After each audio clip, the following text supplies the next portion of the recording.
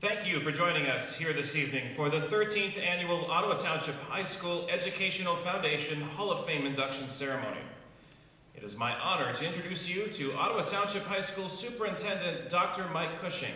Dr. Cushing has been superintendent since 2015. He is a 1992 graduate of Marquette High School, and his wife Ingrid, who serves as associate principal at LaSalle Brue High School, is a 1995 graduate of Ottawa High School. Mike?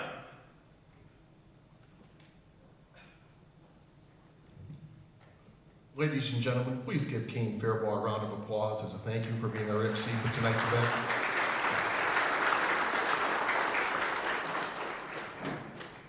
Kane will return in a brief moment to introduce each of tonight's inductees.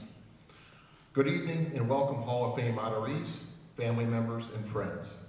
On behalf of Ottawa Township High School's Board of Education, administration, faculty, staff, and students, I would like to congratulate each of tonight's inductees.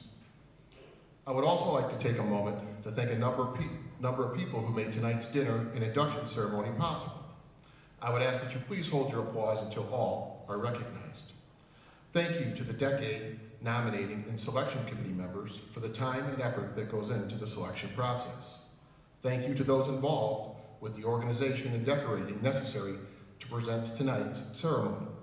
This includes Brad Johnson, Randy Green, Patrick Myers, and the OTHS custodial staff. Additional thank yous to Don Harris, Dan Isles, Susan McDonald, and Kelly Schmidt for their countless hours of work preparing for this weekend's events. Thank you to our band and choir students for performing this evening under the direction of band director Andrew Jacoby and choir director Spencer Rockford. Final thank yous go to the OTHS Educational Foundation under the direction of Mr. Wayne Fleming, Foundation President. The dinner and induction ceremony would not be possible without the Foundation's support. Please join with me in giving these individuals and groups a round of applause.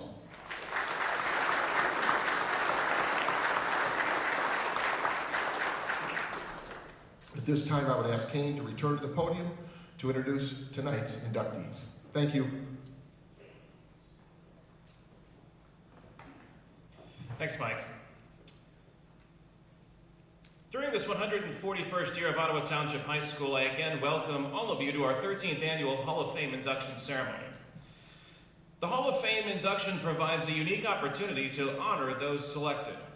Considered for recognition and selection are individuals, OTHS teams, and OTHS groups. The focus of the Hall of Fame is to recognize excellence in achievement, while a high school student, after leaving Ottawa Township High School, or a combination of both. Honorees may or may not have attended Ottawa Township High School, but are significant and accomplished contributors to the school and our society. I am honored this evening to have the opportunity to recognize a very special group of 6 individuals and 1 team. Inductees were selected by way of a 3-tiered selection process. The central plaque on the 400th floor wall, where all of the Hall of Fame inductees plaques are located, describes the overarching theme of the OTHS Hall of Fame. Each year we make it a point to read the following passage during the induction ceremony from that central plaque. In bold is the statement, "From ordinary beginnings, many, through determination, commitment, effort, and high expectations, have accomplished the extraordinary."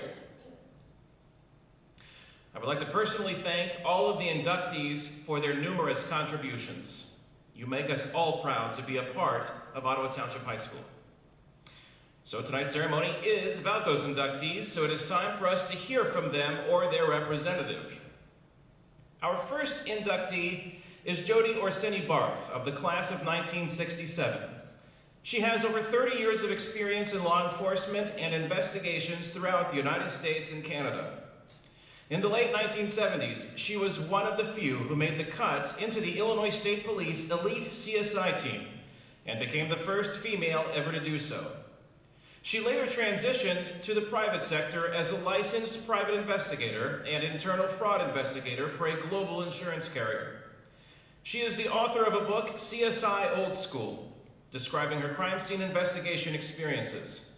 In 1980, she received the Director's Award of Honor, the second highest award that can be bestowed by the Department of Law Enforcement.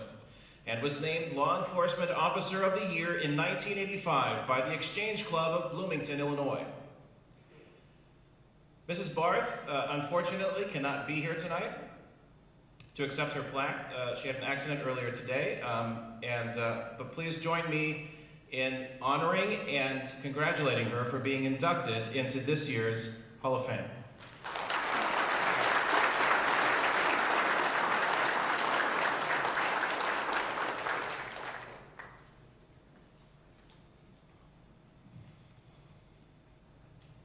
Our next inductee is Denny Brue of the class of 1970, who was Ottawa Township High School's first state champion athlete, capturing the Illinois State Pole Vaulting Championship in 1970. He then attended Illinois State University, and there in 1971 was the Illinois Collegiate State Champion and set both indoor and outdoor records for ISU. In 1973, he was again the Illinois Collegiate State Champion and was the ISU track and field captain both in 1973 and 1974. In 1975 and 1976, he competed for the Chicago Track Club under Olympic coach Ted Hayden, and there vaulted 16 feet 8 inches to defeat 1972 Olympic bronze medal winner Jan Johnston. He also coached high school pole vaulters for 10 years, with 11 of his athletes placing in the state finals. In 1993, he was named Thomas Jefferson Teacher of the Year at his school in Decatur, Illinois. He was also a successful basketball coach in Decatur. In addition, during his years teaching and coaching in the 1980s and 1990s, he ran his own construction company, building over 100 structures and directing the building trades programs at Decatur Public Schools and the Heartland Building Trades program at Richland Community College in Decatur. Please join me tonight in welcoming Denny Brue.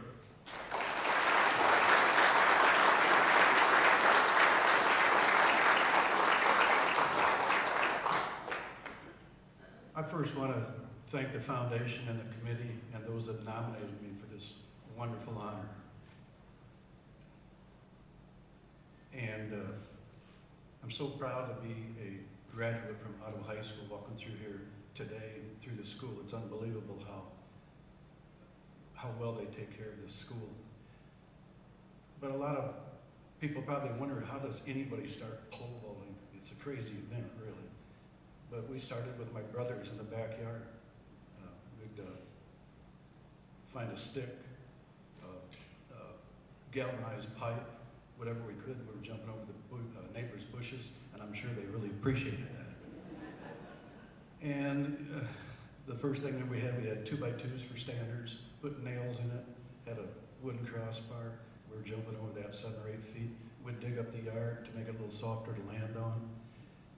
And then the next thing you know, we really had a wonderful step up when we went to Central School and had sand to land on for a change. And then finally we go into high school. Well, even before we got there, Rusty Wells and I used to practice with Coach Jobst, and we'd be the last ones there all the time, and he'd have to chase us away because we had to have one more jump. And I know those coaches always heard that again. And so then we get to high school, and I was the smallest kid probably coming into the school, 4'10". And the girls used to say, "Oh, what's that cute little, is he visiting?" You know. So I was the smallest in my family. But, you know, the poles evolved. We really started jumping in the beginning of this, when they made fiberglass poles for the first time, and we're learning how to use them. My first pole I got to use was one that was handed down from Fletcher Wells. It had nicks on it, it creaked, it sounded like an old wooden floor when you jump with it. But that was my first opportunity to jump on it. And then that summer, between my junior and senior year, Rusty and I decided we're going to really work on this and try to get really good at it. He already was. I need to get better. But so we jumped in the parking lot across the street from his house all summer. And toward the end of the summer, I really felt like I needed a new pole, and I really didn't have the money to do it. It was going to cost me about $60. So I had my brother sell all these Boy Scout patches, Lodge patch collection that I had. So he comes back from the summer camp. I had $60, so Rusty drove me up to Chicago, bought my first pole, my only pole, and that was the one that won the state meet. Well, I didn't win that by myself. I won that with a lot of help from a lot of people. And going through the school at Ottawa, we had pretty high expectations. We had wonderful teachers, wonderful coaches. And the last time I stood on the stage, I sat right over here in the band playing the tenor saxophone. And so I just can't say enough about the teachers and coaches that we've had here. There's really three big reasons, maybe four, if you count the family, all of Ottawa, but the first family is my own family. Bob, Jodi, Bob, Kenny, Sandy, Alan, myself, Lester, and Greg. And Lester's the youngest, and he always says that they save the best for last. But he and I bonded together quite a bit too. But that family, I'm so lucky to be able to grow up in a family with 8 kids because they made me what I am. And the second family is the Wells family. We spent a lot of time together from grade school all the way through high school and college, and it wouldn't have happened without having those two families for sure. And the third family is the Gross family. My coach, June Gross, Terry, Tom, Tim, and Ginger. I was always welcome in their home. They probably raised Lester and I on the pole vault. I mean, we were over there all the time. And I can't say enough about June Gross because he's the real Hall of Famer because he had 4 state champions and a lot of vaulters that never got that recognition, but they were very good. So I just really want to thank those teachers and coaches that we've had and the families that really raised me. So thank you very much. And if you're ever down in, I live in Florida now. It's kind of cold here. But if you're ever down there, I'm still playing the tenor sax. I can't pole vault. But we have a good band down there, so stop by and see us. Thank you very much for this wonderful honor.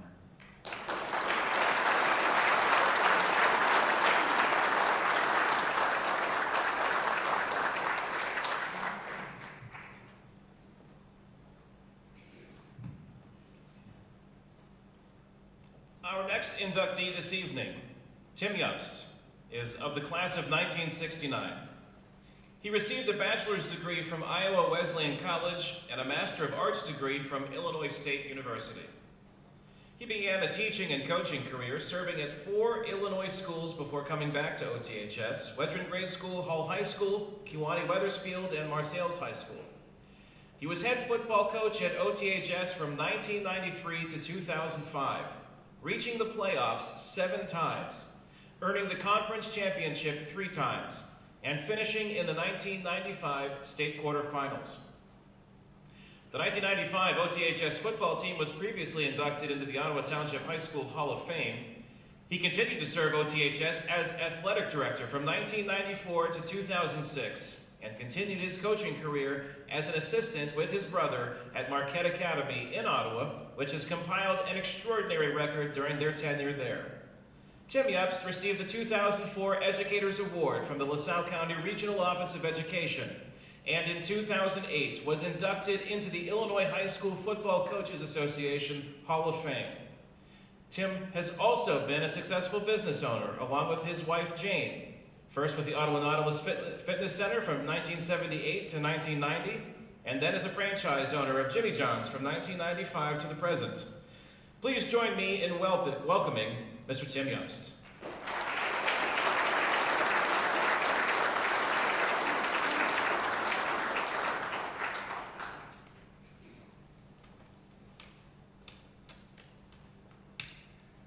I'd like to start out by thanking the foundation and the selection committee for this recognition. It's a great honor to be a part of this group when you look at the accomplishments and so forth down there in the wall. I'm very proud. I'd like to thank my wife Jane, my daughters Sarah, Michelle, and Ann for their support, encouragement, and their patience. It's not always been easy. No matter what I'm involved in, I still get my fingers in. They're always there, supporting me and rooting me on. I'd like to thank my family and friends and cousins and everybody who came out tonight to share this evening with us. I'd like to thank Ron Slack for hiring me to be on his staff and bringing me back into Ottawa football. It was a great night tonight, he called. I'll never forget it, and really appreciate it. I've been fortunate all my life to have had great role models. First of all, my parents. They kept a pretty tight leash on us. By Monday afternoon, my father would come home and tell me every place I'd been on Friday, Saturday, and Sunday. So we didn't get away with much. My Uncle Don Jobst, who was my first coaching role model, who I greatly admire, and always look to him. And Ottawa coaches and many teachers here who I admire. To name a few: Coach Novak, Ralph Nelson, Dean Riley, Ron Slack, and June Gross. Not only were they great mentors and great teachers and coaches in high school, but as a young coach, they were always willing to sit and talk football with me and share their wealth of knowledge and experience. Coach Novak and I went down to the Illinois Clinic many times. He liked to keep in touch with the old gang from his day, and really when the clinic started, when the presentations finished, and Coach and I got to sit around and talk. I was honored to have Ralph, Dean, and Ron, and June, the icons of Ottawa football for our generation, on my staff. What a gift it was to be able to watch these guys work, and to sit in planning meetings, and to learn how they prepared. These guys had nothing to gain by doing this. The goodness of their heart that came out. There's no words really to express my gratitude for what they did. As I said, I admired these men as a kid, and after knowing them as an adult and working with them, I admire them even more. I always get emotional. I admire them even more because I got to know them as people and learn what truly great people they are. I still remember my freshman year, and in those days we had conferences with our homeroom teachers to set up our schedules, and Coach Novak happened to be my homeroom teacher. When we selected biology for my science class, I remember him saying that when I selected biology, he commented that maybe someday I would return to Ottawa to teach biology and coach football like Ralph did. And I thought to myself, well, wouldn't that be something? Well, it happened.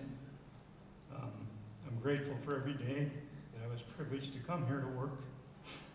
And I was in awe of the school then as a kid, and still am today. And it's been a great journey. And along the way, I've been blessed to meet a lot of wonderful families and coach a lot of terrific kids. I'm forever grateful. Thank you.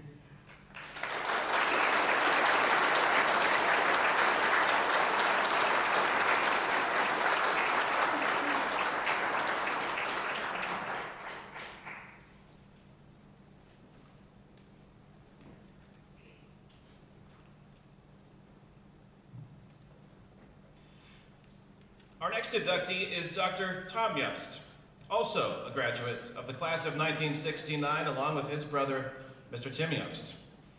He returned to Ottawa as a teacher and coach after earlier positions at other schools in Illinois and Iowa. He then moved into administration, ultimately serving as OTHS superintendent from 2002 to 2007. He received a doctorate in education from Illinois State. His coaching career, particularly in football, has been extraordinarily successful. In addition to OTHS, he has coached at Fort Dodge Community Schools in Fort Dodge, Iowa, Hall Township High School in Spring Valley, Illinois, New Berlin High School in New Berlin, Illinois, Morrison Community High School in Morrison, Illinois, and Marquette Academy in Ottawa, Illinois. As a head coach, his teams have won 10 conference championships, have reached the playoffs 12 times, 3 times in quarterfinalists and 2 times semifinalists, and 7 times completed the regular season undefeated. Coach Jobst was honored as the Three Rivers Conference Coach of the Year in 1986 and 1987, inducted to the Morrison High School Athletic Hall of Fame in 2009, and in 2016 was inducted into the Illinois High School Football Coaches Association Hall of Fame. Please join me tonight in welcoming Dr. Tom Jobst.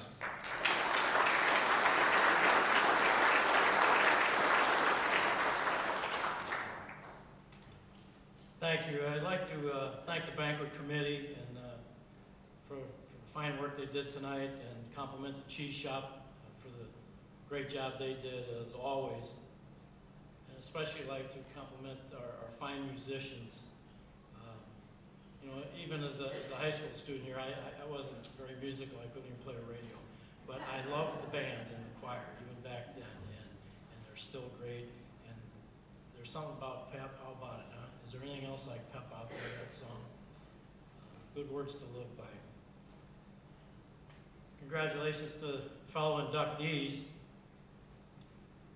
Very honored by this award, and very happy to have this opportunity to be able to thank some people who have been very important in my life and throughout my career and up to present. I may use the past tense, but I'm nowhere near finished, folks. I don't know when that's going to happen, but I just love what I'm doing. You know, I hear people, you ask somebody how they're doing, they say, well, I'm living the dream. Well, I really am, and I don't mind saying so. And it's because I've had good people in my life all along, from the beginning, even up till now. It takes good people. First of all, I had a great family. You know, there's a popular notion out there about what it takes to raise a child. Baloney. It takes a family to raise a child, and I was blessed to have one like that. Not only my immediate family, parents, great parents. I always say that I got my degree in administration at the university, but I learned leadership in my home from my parents. There are a lot of times in the office there's something come up and I'd be channeling my mom or dad. I said, gee, did I just say that? That's where it came from.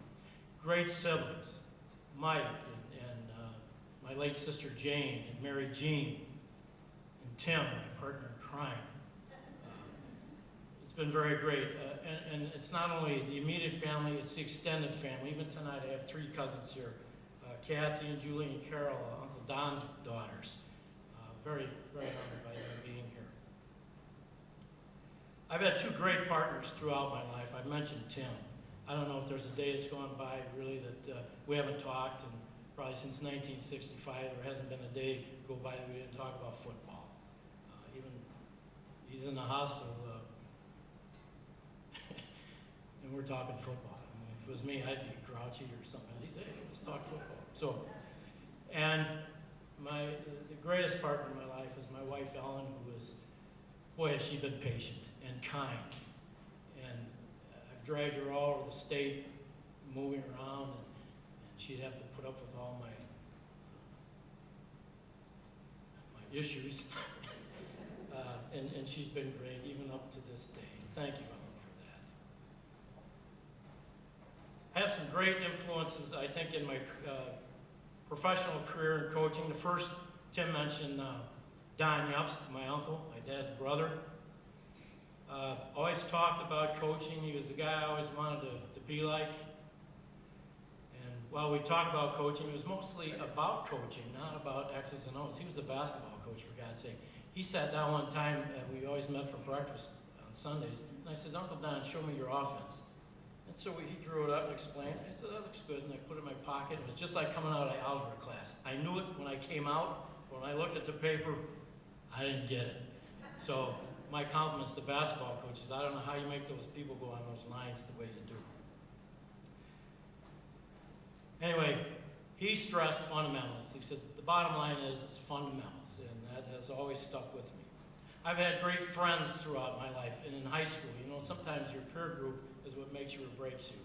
I had a great peer group. One of them, Don Jakubik, showed up tonight, and Don really appreciated it. Don was part of our relay team, our mile relay team, along with Dale Klaus and Mike Wisniewski. We had a lot of fun and won some nice track meets, some events. Teachers. I had a wrestling coach named Bob Rodanis. Now, Bob put out a lot of great wrestlers. I was not one of them. I knew the color of every ceiling in the conference. That's how bad I was. But what Bob did do for me when I was a young teacher, at Hall High School, all they had in the winter was basketball, and they had all these guys walking around. I said, geez, we need wrestling here. So I asked the administration if they'd mind if I brought it up to the board, and they said, no, go ahead. So I contacted Bob, and he came over and made a nice presentation to the board. I think sealed the deal with them. And then through that whole first year, was a great resource helping me out in establishing that program. So I'm very grateful to him. Larry Miller was my shop teacher. Took a lot of shop classes here, folks. I majored in shop. It was great. It was really good. And Larry was our head track coach and also the sophomore football coach. But once again, another former teacher going out of his way. I think it was a couple of years ago. Larry was 80. I'm sure he was at least 80. We were talking one time, and I had a real good football team over at Marquette, and we couldn't kick an extra point. And I was talking to him about it. And he said, well, I'll come over if you don't mind. And he came over for about a week and worked with our kickers. There's an 80-year-old guy out there doing that, and I was forever grateful, and it did make a difference. Of course, Coach Novak, as Tim said, we spent a lot of time after we got out of high school meeting with him, talking with him, learning not only what he thought about offense and defense, but coaching in general. He would come up to watch some of my Morrison games. I remember he had an anniversary party at Cooley's one time, and we played the night before, and we lost, and he knew it, and he came by just as he would. He looked at me, he said, "Meathead." He called you meathead, and I felt right back at home. It was great. Ron Slack. I first met Ron in my freshman year. Ralph had a 45-minute workout program that if you were in football, if you didn't go out for track or tennis, you had to at least do that. So we were in that, and after about a week or so, after one of the workouts, I look up, and if you knew Ron, he's like that, and he's a pretty good salesman. He said, Tom, I'd like you to be a quarter miler. I said, all right. When do we start? He said, well, we'll start tomorrow. I didn't know what a quarter miler was. I'd never been out for track. So I went home, and I was really proud. I said, hey, Dad, Coach Slack wants me to be a quarter miler. What is that? He said, well, it's one lap around the track. It's the worst race in track. And he was right. And Coach, it was a love-hate relationship. I loved the competition. I loved being on the team. God, I hated those workouts. We had a great coach. He knew how to handle us, and he always had us ready. And so after that, then Ron helped me out. I was coaching track at Morrison, and I had a hurdler at State, a kid named Eric Nelson, and he was having some struggles. And Ron had his kids down there at Eastern, and he took time away from his kids to come and help my kid. And that showed what kind of guy he was. And now even today, we still, every time, we're always talking football. He'll call me, I'll call him. Hey, how'd you do this? What's that? Called me one time and said, hey, I saw what you were doing. You did it right. And I said, well, great, So we still have that great relationship, and it's a lot of fun. Ralph Nelson. Ralph was my position coach on offense. He coached the guards and the centers. I still use his drills. I still use his terminology. We still run his plays. And his defense. He taught me his defense, and that's been the basis of my defenses throughout my career. And if you ask Joe Heddle out there, every time we're in a staff meeting and we get stuck on an opponent, we'll say, well, what's Ralph say about it? We drag out his notes. We always have his notes. So we always say, if you want to watch good old-fashioned Ottawa football, come over to Gould, and we'll show it to you. Nothing against modern Ottawa football, but we do it the old-fashioned way, and it's fun. Dean Riley, I didn't have him as a position coach or anything else, but he was also a guy who was willing to sit down with me and talk about offense. He was a very good offensive coach. Taught me his system, how he called plays, when to do this, when to do that. And what was really fun was when all those guys joined Tim on his staff, and I got to watch him actually work from the point of view of a coach and learned a lot. We still go back and look through the old films to see what they did. Ralph, though, there's one thing, I always used to tell my teachers, you got to be careful what you say to a kid or what you do, because the smallest, most insignificant thing to you might really touch a kid in one way or another. I was walking down, it was the Shannon building, I think it was the 800 floor, that's 700 or 800 floor it had to be, because that's where the science teachers lived. And I was walking down the hall, and I felt a hand on my shoulder. I said, "Hey, Tom, how you doing? You having a good day?" It was Ralph. And I thought, geez, I think I was a lowly junior or something like that. And boy, I just glowed.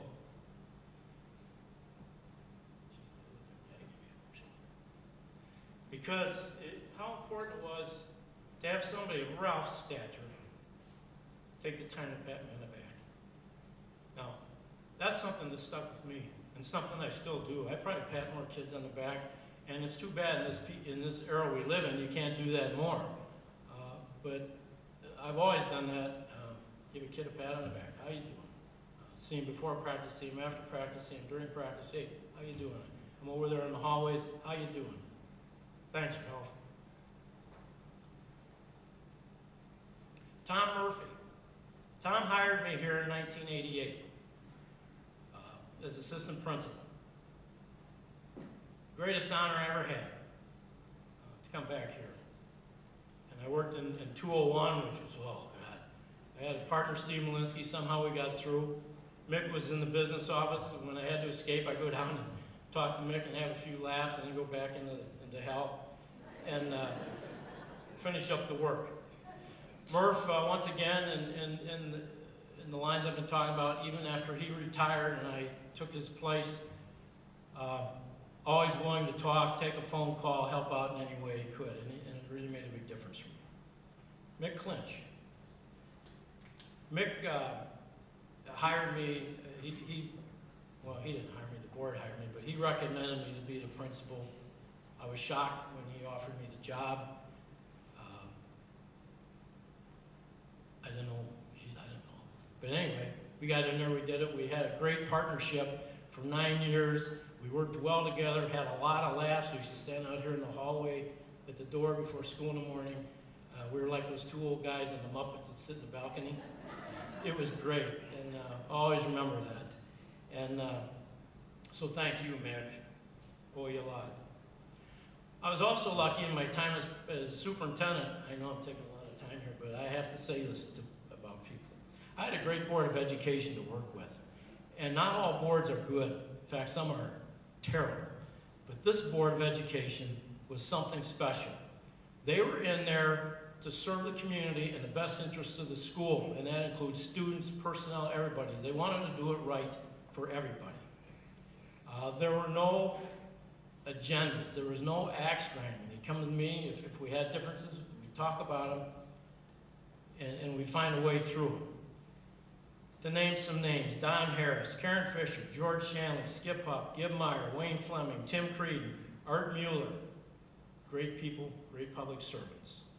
And finally, I'd like to thank the teachers here at Ottawa High School and the students throughout my career. They're the ones that make or break you. And I've been very lucky, once again. So from top to bottom, beginning to end, great people in my life. I'm forever grateful, and I'm thankful to Ottawa High School. And one other thing I want to say, I wasn't going to say this, and you're probably tired of hearing from me. Football. Football is taking a big rap these days, but I got to tell you what, I don't know where I'd be today without football. Football was a vehicle that I've driven through life, and all these other stops I've made as an administrator and this and that came as a result of that. And I think my love for the game comes from the way I was taught. Thank you, everybody.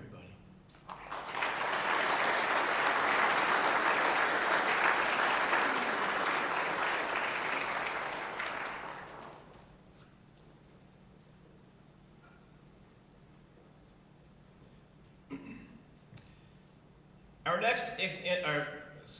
next inductee tonight is Mr. Frank Polancic, who was an OTHS class of 1947 graduates. He served for the U.S. Army in the Korean War as a radio operator in the Signal Corps. After his honorable discharge from the service, he enrolled in and attended the University of Illinois in Champaign-Urbana. After receiving his degree in finance, he went to work for IBM before returning to Ottawa and successfully operating a retail business, ultimately in sporting goods, for more than 42 years. In addition, he served his community as a member of the Board of Education of the Ottawa Elementary School District 141 for 37 years. He also served the community in numerous other capacities. In honor of his service to the community and the school district, in 2012, the Ottawa Youth Football League and the Ottawa Elementary School District dedicated the Frank M. Polancic Field near Central Intermediate School. Please join us tonight in welcoming Mr. Frank Polancic.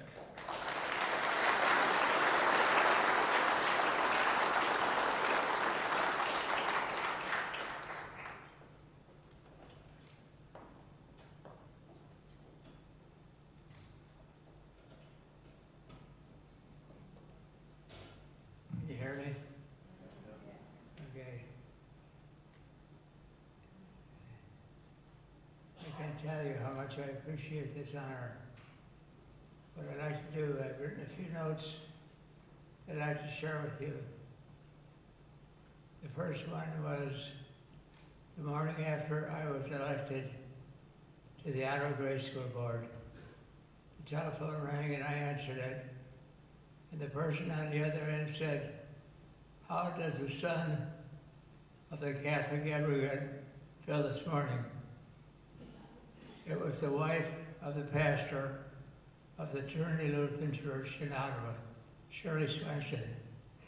I told her it felt great. It feels as good as it does right now. Going back a few years, when I was 12 years old, I peddled newspapers for 10 cents a week. Now I'm going back 78 years. As a 13-year-old, I picked strawberries and made a cent and a half a quart at Henry Cole's truck garden on Kane Road. As a 14-year-old, I cut asparagus for 20 cents an hour. This was all in grade school. And we used to walk up about 20 minutes to get from the west side to Henry Cole's truck garden. During high school, I worked at Woolworths and played baseball for Ottawa High School, ran track and cross country. And I was also involved in the military. I played in a local baseball league where we had about 10 teams. A team from Brue won the league. They were elected to go to Dayton, Ohio to play international junior tournament. They picked a pitcher and a catcher from the whole league, and I was picked as a catcher. We went out to Ohio, played in the tournament out there, and were eliminated in 2 out of 3. I also played fast pitch softball at the University of Illinois intramural program. There were 60 teams, so there were about 600 players. I made the all-star team.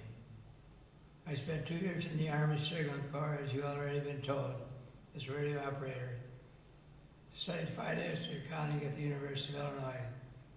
Finished school and went to work for IBM. I spent 3.5 years there. The highlight of that career was I went to Wall Street in New York City, Manhattan, made a presentation for a computer for Corporatics International, where they had their international headquarters. I talked to the treasurer and the controller of the company and made the presentation. It didn't quite work out. After that, I left IBM and started my own retail store in Ottawa for over 40 years. I met many Hall of Fame stars at sporting goods shows, just like we have Hall of Fame people up on this stage and many more who have already been accepted. I had lunch with Arthur Ashe. You remember the tennis player? I sat next to him at the lunch table. I said, "Arthur, what are you doing here?" He said, "I work for Ed." I said, "I didn't know you were a skier." He said, "I'm not. Ed is going to make a tennis racket. They're going to put my name on it." How do you like that one? Also, I met, my wife and I met Stan Makita, the All-American from the Chicago Blackhawks. He just died recently. And I had lunch with George Brett, who was also a Hall of Famer from Kansas City. I met Ted Williams and shook his hand. And I said, Ted, you're my all-timer. 2 years before he died, they asked him what he thought, and he just paraphrased almost what I had said. All I want to be known as is an all-timer. I thought that was a great tribute to Ted. He was the last baseball player to hit 400. Met Roger Staubach, that Dallas Cowboy quarterback. He broke his pinky finger, and it was at right angles to the upper part. He would not have it straightened out because he was afraid it would affect his spiral on his passes. After he quit playing football, then he had the finger straightened out. I also met Pele. Anyone who has played soccer knows who Pele is. He's the Brazilian, you know what. He's all American. I shook his hand twice. Also, I met Muhammad Ali, the fighter. My son John, who's down here in the front row, has Muhammad Ali's autograph. Backtracked in 1944, I spent the summer in New York City at relatives. I saw baseball at the Polo Grounds in New York, Yankee Stadium, and Ebbets Field where the Dodgers played. Here's an interesting story. Esquire magazine sponsored a baseball game between and the West high school graduates. Mel Ott managed the East team, Connie Mack managed the West team. Billy Pierce pitched for the East. Why am I telling you all of this? This is where I saw Babe Ruth. Babe Ruth was invited by Esquire magazine, and he gave a speech. That was in 1944. In 1948, Babe Ruth died. Back to Ottawa in the 1950s to 2000, I spent over 30 years in Ottawa youth sports, coaching baseball, YMC basketball, soccer, and helped build Varlin Park, Peck Park, and others. I never cared, I wanted to win every game, but I never cared that much. All I wanted my kids was to play as hard as I could and be happy ball players, and that's what they were. I spent 37 years on the school board and helped establish the soccer program at Shepherd Junior High. After the school board, I retired. And that presents our story. Thank you very much for listening.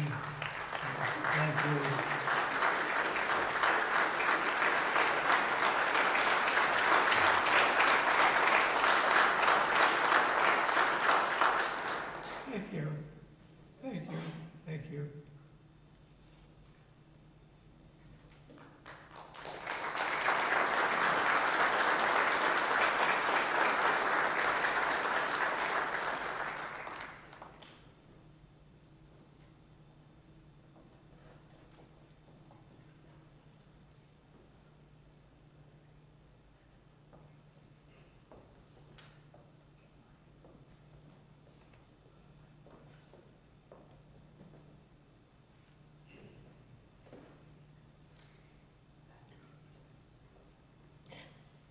Our final individual inductee this evening is Dr. Ron Williams of the OTHS class of 1956. He attended Illinois State University and earned an undergraduate degree in biology. He then attended the University of Illinois, where he completed medical school. He also earned a master's degree in public health from Johns Hopkins University. He was then drafted into the U.S. Army, serving in Vietnam. He was in the Army for 24 years, serving as commanding officer of the General Leonard Wood Army Hospital, as Deputy Director and Chief of Medicine at the Armed Forces Research Institute of Medical Science in Thailand, and as commanding officer of infectious diseases, where he directed the research laboratory dedicated to developing medical defense against biological weapons. He has been a practicing pediatrician for 49 years. He He has also completed a 58-day, 3,000-mile bicycle ride across the United States. He has climbed both Mount Kilimanjaro in Tanzania and Mount Rainier in the state of Washington. Please join me tonight in welcoming Dr. Ron Williams.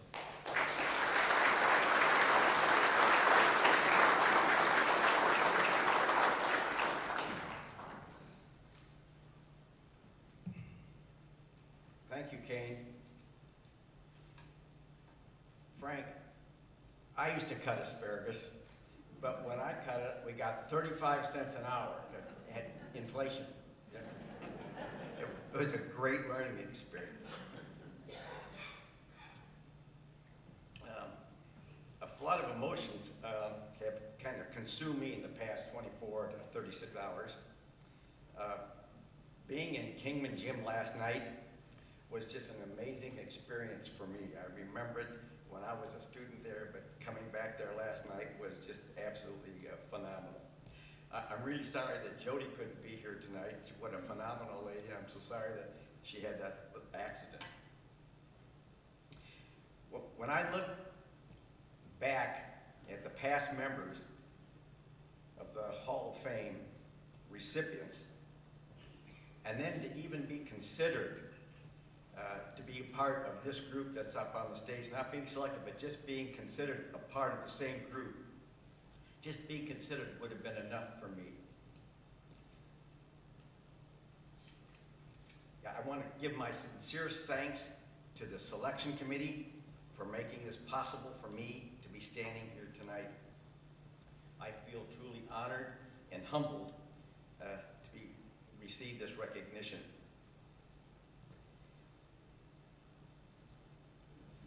When I think back in 1956, when I was in this auditorium and around this school, the thought of me being up here tonight to receive something like this was not even anywhere close to any thought that I might have had. I think back to some of the skills or the characteristics that may have helped me in my life's journey through here, and they started right here.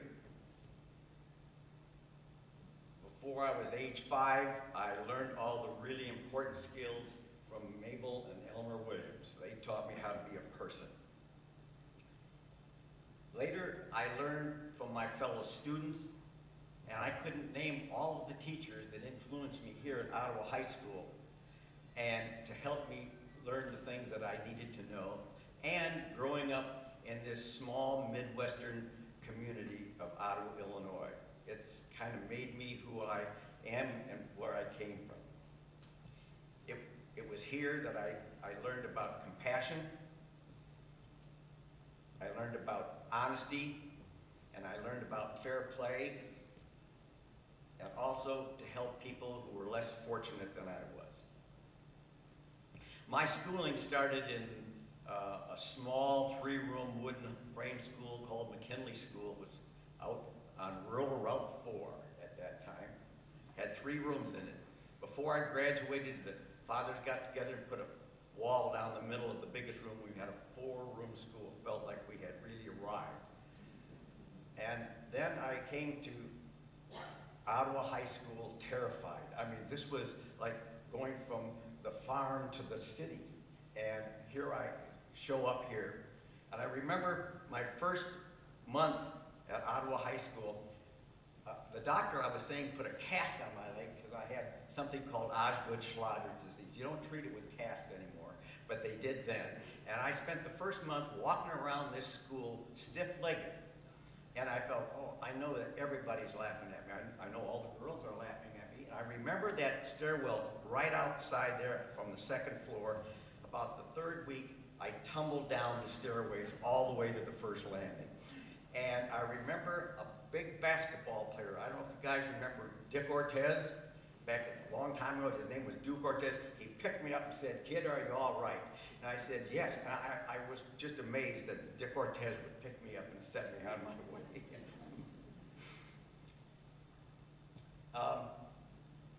Probably one of the biggest issues I had to deal with in Ottawa High School was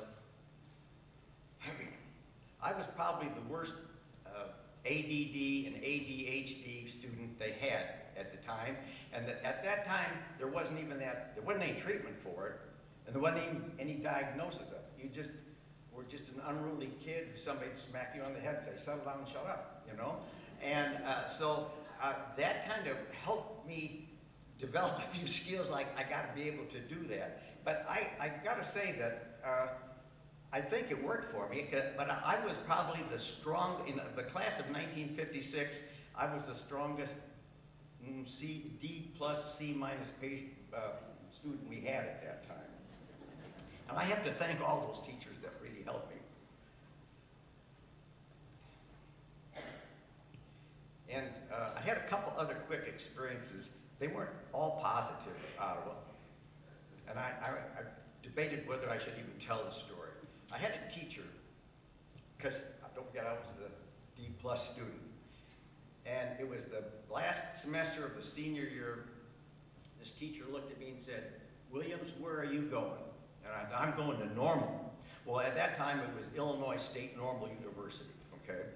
And this teacher looked at me and said, you won't make it till Thanksgiving. You know, what do you do there? And so I do remember Thanksgiving at Illinois State Normal University was, yes, you know, I made it. And then Christmas came and I made it. And after the first semester, I thought, there's a good chance that if I just stick with this, I'll be all right. The other kind of negative experience I had was from one of my dear coaches who taught me so many lessons, which was Gil Love. And the one thing I remember, and I had coached baseball teams and softball teams and basketball teams throughout my life. I remember on my sophomore year, when you were a sophomore playing on the one varsity team we had, if you were a sophomore, unless you were really, really good, you didn't play, or you sat on the bench, and if you were winning, really winning, Gil would get you up and put you out and let you play an inning or two. And I remember this was the kind of baseball player I started out. He said, Ron, come up here. And we're on the bench. He said, I'm gonna put you out in right field. That should say something, you know, I'm gonna put you out in right field. And he looked at me and I thought, oh, this is gonna be great. And he looked at me and said, Ron, do you know what the score is and do you know what inning it is? And I went, huh? And he said, go sit down.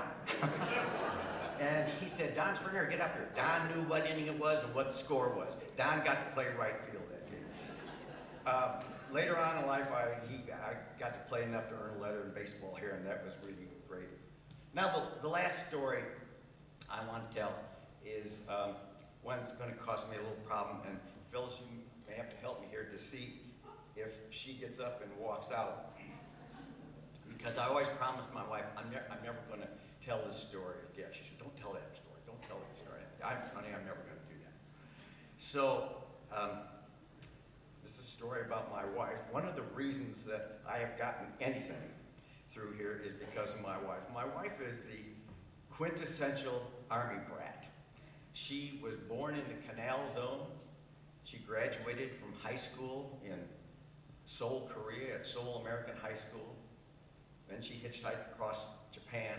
Her mother didn't know that. And then she went to college on an Army scholarship and then was assigned to Fitzsimmons Army Medical Center. And I was at Fitzsimmons Army Medical Center at that time. And that's the first time that I saw her. And it was one of those things, you know, you hear about it, but it was love at first sight. As she walked by, and I thought, I'll never see that girl again. I wonder who that was. And 2 days later, her BOQ, I looked down there, and there was Lieutenant Margaret Manning. She moved into the BOQ just 2 doors down from me, and I thought, this could work out pretty good if I play my cards right. Well, I did for a while, but then I thought, I'm really going to have to kind of let this girl know some other things about me. Like, at that time, I was a single parent with 4 kids. You should have seen the expression on her face after we had dated a few times, and I kind of sprung that one up, you know? But it's a long story, and I won't go into it. We ended up, and she raised we had 2 kids together, and she raised 6 phenomenal Army brats, and I am absolutely, could not have done it without you. I think Peggy, you actually made it all possible. If it wasn't for my wife, Peg, I would be out there in the ether just kind of floating around, I'm sure. So, all the words that, I can't think of the words that express the joy and the feeling and happiness I have for being up here and being part of this crew and that crew that's on the wall over in the other building. And I feel very honored and humbled, and I want to thank the selection committee for making this possible. And thank you very much.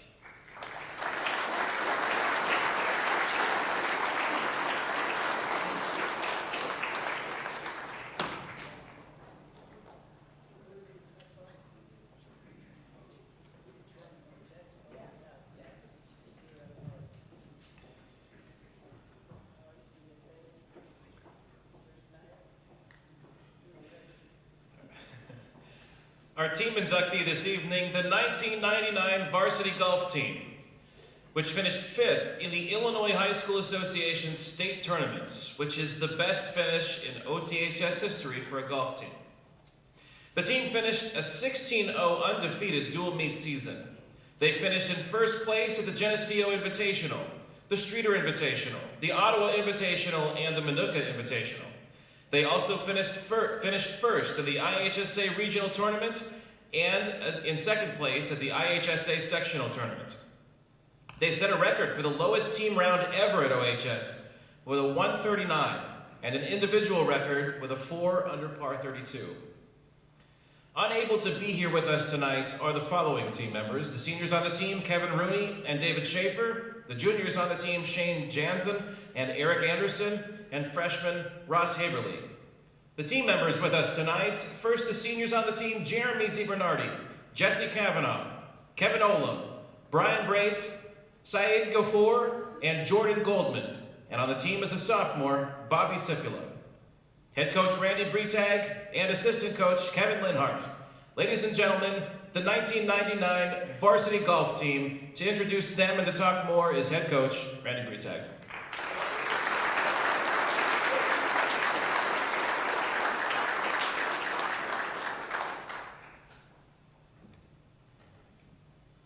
Can be hard following up those other Hall of Famers. Congratulations, guys.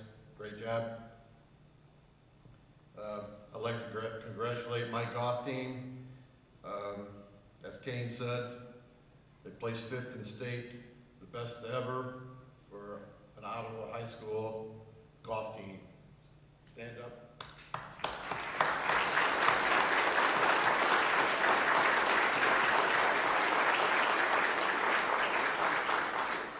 Great job, guys. I'm very proud of you.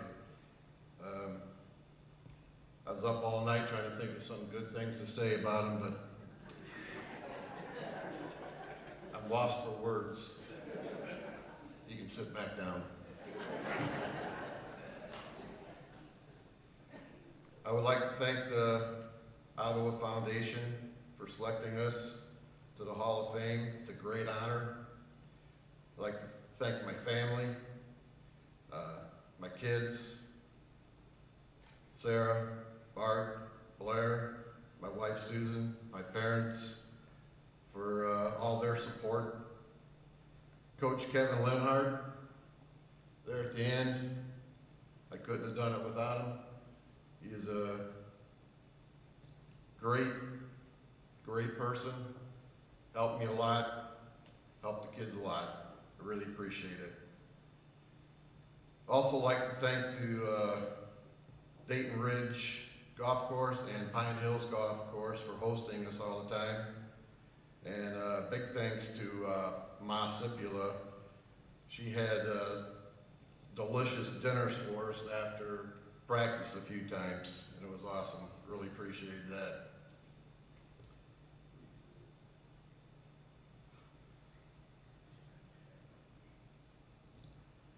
I could tell a lot of stories about these guys, but I don't know if I should or not. They might get in trouble. They might lose their Hall of Fame status tonight.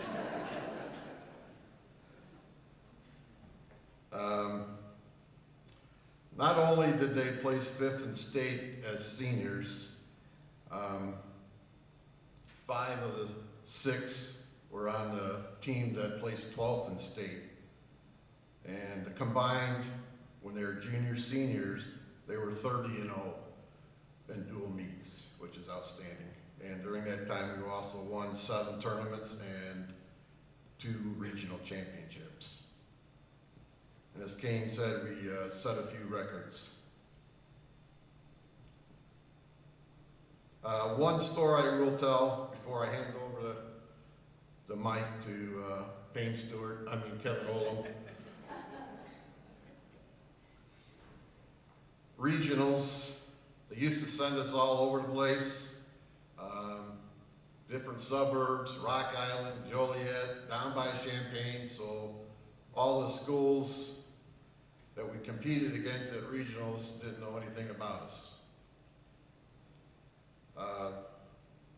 We always had to send in our scores ahead of time, and we had, out of the top 6 guys, we had 4 or 5 that were averaging in the 70s, which is awesome.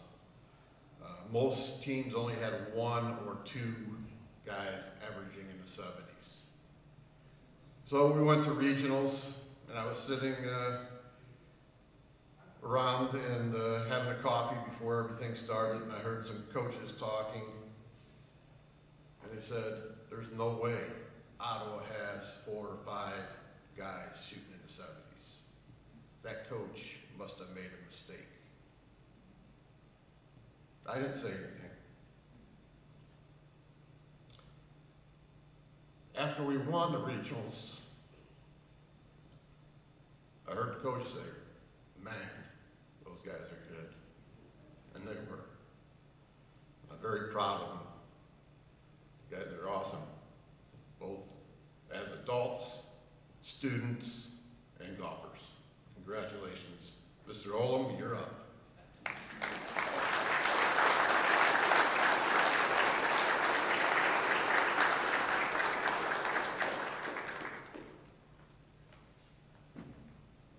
Thank you, Coach. I want to congratulate and thank everyone up here on stage. One more round of applause for everyone, please.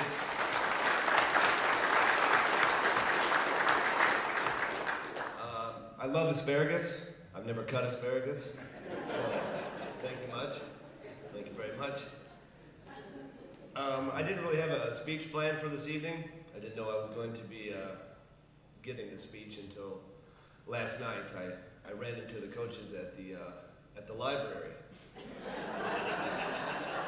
We were going over periodicals, and Coach asked me if I'd be so honored to give a speech for everyone.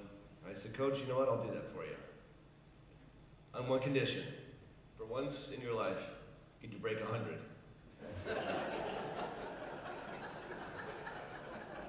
So we're going to tee off tomorrow at 10 if anybody wants to come out. Also, that was not only was that a great year for our high school golf team, but for me personally, and I know for some others, it was a great 4 years.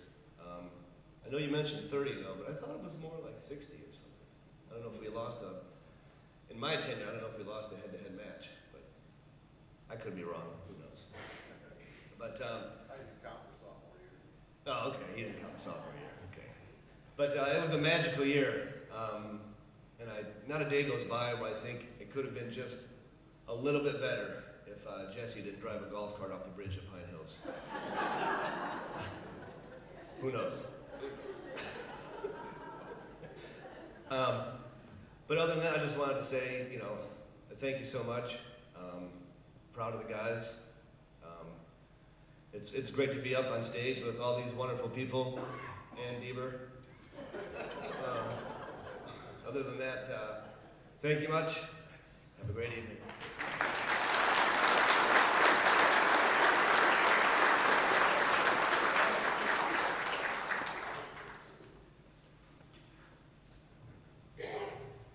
Ladies and gentlemen, can we please give one last round of ovation to our inductees and their representatives tonight?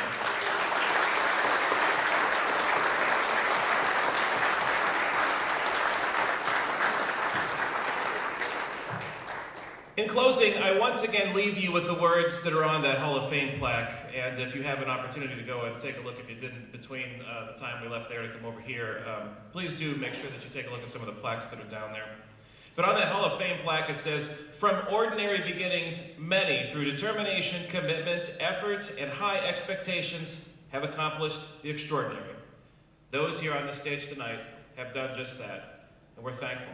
Thank you for being a part of our school and making us all proud. And I thank you all for attending this evening's Hall of Fame induction ceremony. Have a good evening.